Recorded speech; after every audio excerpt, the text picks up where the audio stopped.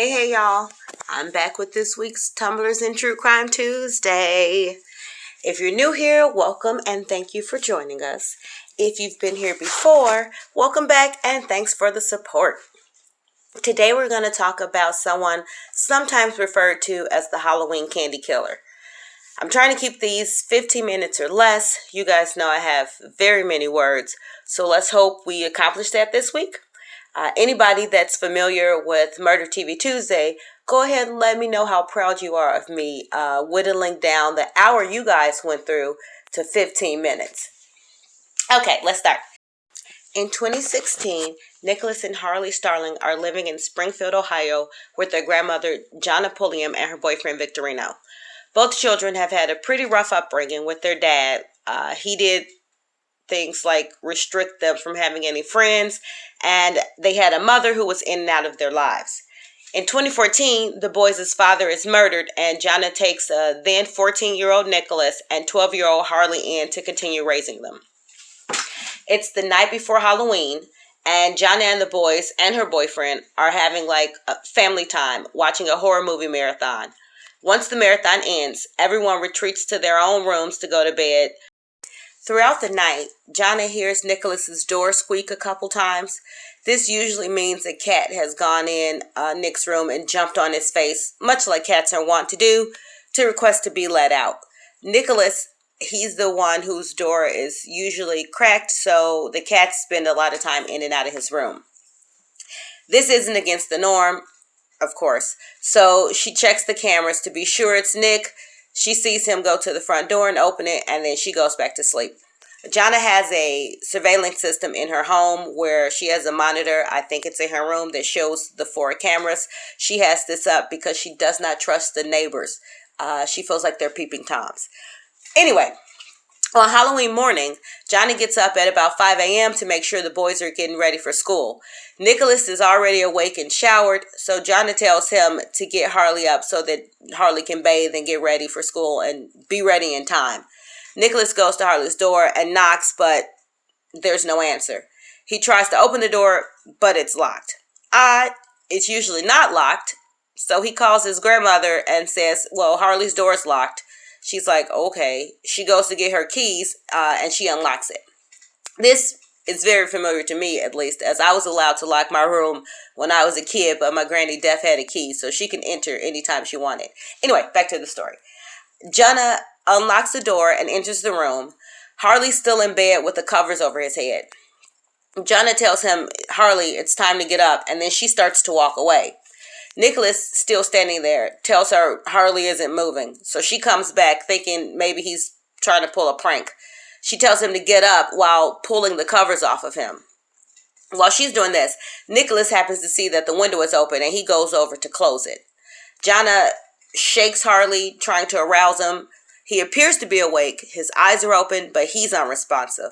There's also blood all over him, but she doesn't really think anything of that because he was playing with fake blood the night before. At this point, though, Jonna realizes that Harley is blue and cold to the touch.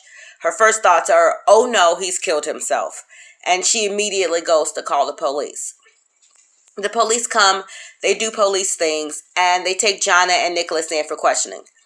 I have no idea if they took her boyfriend in. My assumption is that he does live there as well, but I couldn't find any really clear information on that. During the questioning, Jonna explains what they did the night before, which is previously mentioned, and the morning leading up to the 911 call. At some point, they tell her that Harley did not, in fact, kill himself.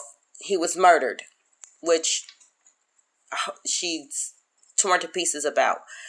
He's been beaten about the head with a blunt object and stabbed in the neck with what appears to be a kitchen knife. Jonna can't think of anyone that would kill Harley. He's 14. She knows her boyfriend wouldn't do anything like that, and she doesn't think Nicholas would either. So they don't get much from her. So now it's Nicholas' turn to be interviewed by the detectives. As he's being questioned, the investigator asks if it's okay for them to search his room.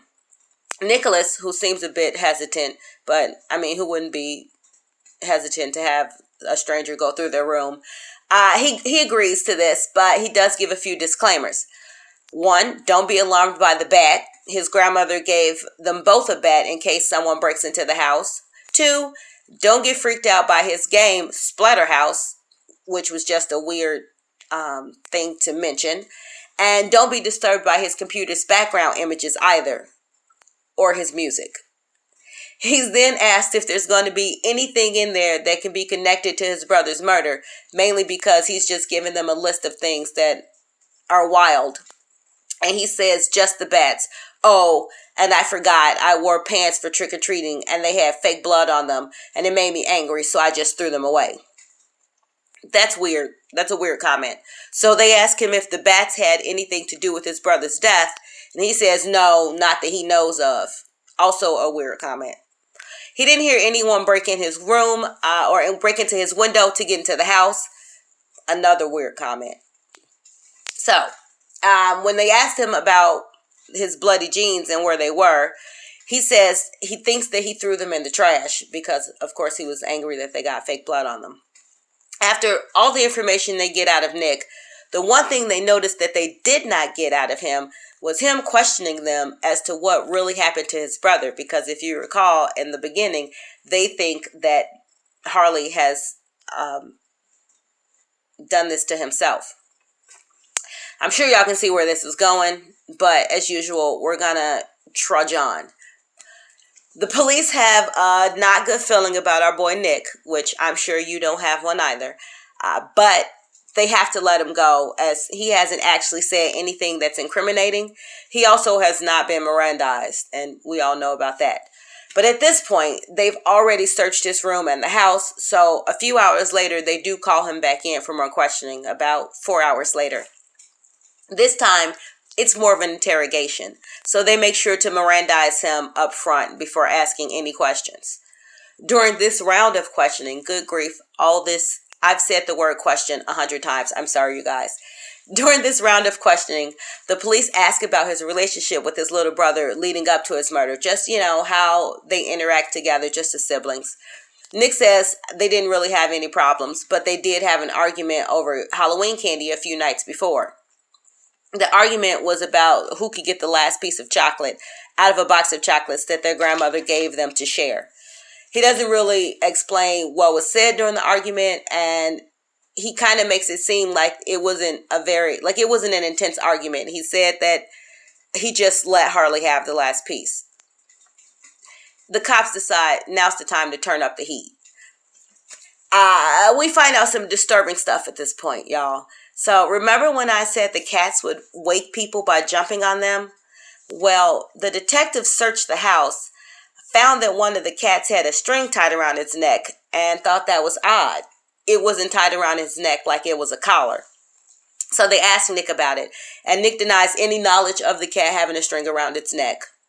They decide to start to press him on what happened to his brother because, well, maybe that loosened him up. I'm not really sure how interrogations go. I'm not qualified to speak on that. But they do start to press him on what happened to his brother, revealing to him that they found a bat behind the house, and they also found his bloody jeans in the laundry room.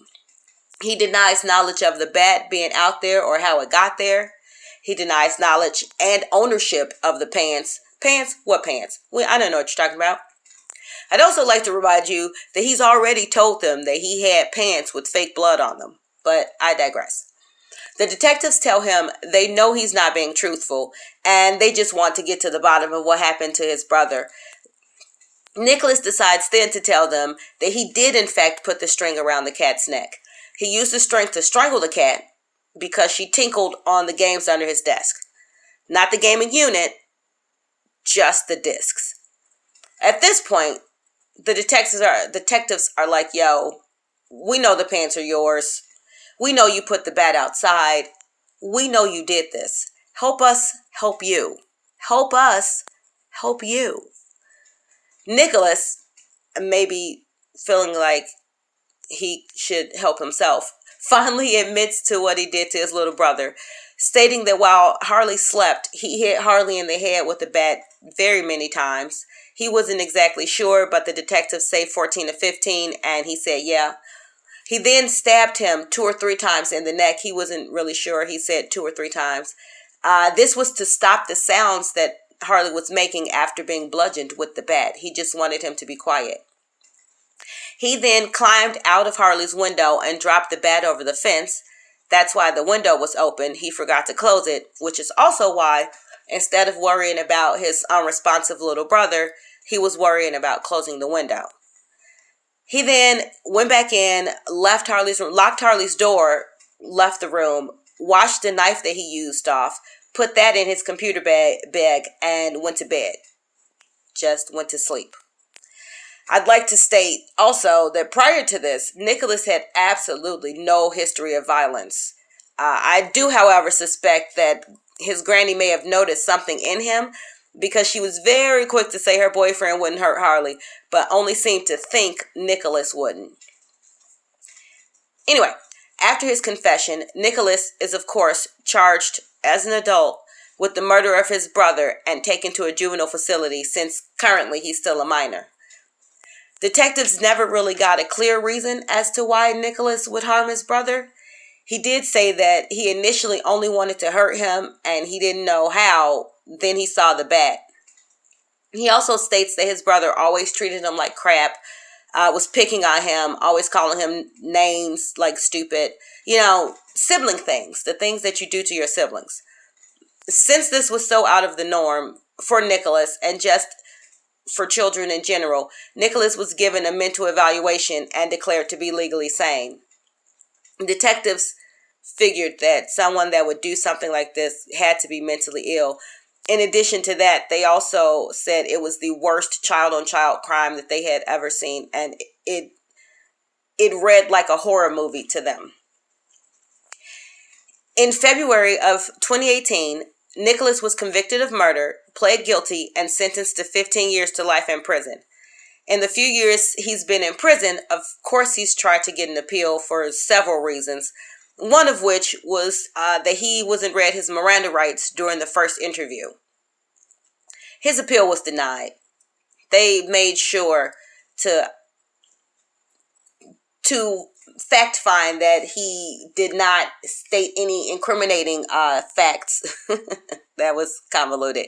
They made sure that he didn't say anything incriminating in that first interview, and they figured that he might in the second, which is why they went ahead and Mirandized him. And not figured that he might. They pretty much knew he did it, and they were just gonna get it out of him, so they made sure to Mirandize him in the very beginning. Anyway, he was denied that appeal, as I said, and I'm pretty sure he's up for parole in 2034. He is currently in, I think it's the Clark County prison. Don't quote me on that, because I did not put that in the script. Alrighty, and we're done, y'all.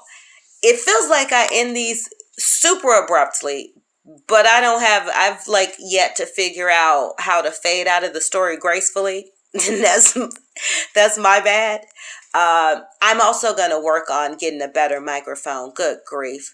The echo sound is just outrageous. So I'm sorry, you guys, and thank you if you've sat through and ignored all the echoes. I hope you guys did enjoy this. However, I enjoy making these. I love doing true crime stuff. As stated before, I used to do Murder TV Tuesday on my Book of Faces page. But we're doing it here now. So come back next week for another Tumblers and True Crime Tuesday. See how I made the next super cute cup and listen to, I don't want to say an awesome, but an interesting true crime story. Like and follow if you enjoyed this. Thanks, y'all. I love you guys. I'm going to let you finish watching me make the rest of this cup. I mean, there's not much to make. You're pretty much watching me epoxy the last of it, and you're going to see just a video of it be super pretty. That's all. I love you guys. Bye.